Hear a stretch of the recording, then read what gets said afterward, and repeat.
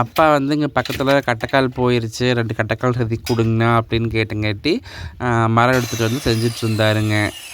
நானும் வேடிக்கை பார்த்துட்டு இருந்தேங்க. அப்போ தான் எனக்கு என் சின்ன வயசு ஞாபகம்லாம் வந்துச்சு. அப்போல்லாம் பார்த்திங்கன்னா தமிழ் இழுக்கிறதுக்கு நம்ம தான் போய் இழுக்கோணும், ரம்பம் இழுக்கிறனாலும் நம்ம தான் போய் இழுக்கோணும்.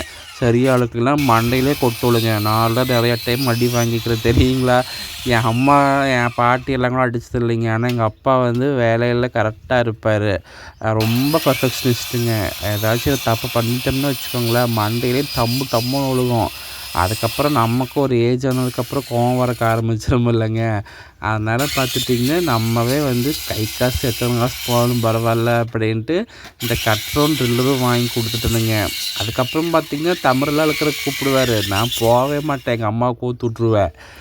எங்கள் அப்பா பேச்சு வாங்கிட்டு வரும். அந்த மாதிரி தான் எங்கள் அப்பா வந்து ஆனால் வேலையில் ரொம்ப சின்சியராக கரெக்டாக இருப்பாருங்க. ஆனால் இந்த மிஷினும் வாங்கி பார்த்திங்கன்னா கிட்டத்தட்ட 8 வருஷம் ஆயிடுச்சுங்க. இந்த பிளேடு மட்டும்தான் மாற்றுவார் அப்பப்போ. ஆனால் வந்து நல்லா ஒர்க் ஆகிட்டு இருக்குதுங்க.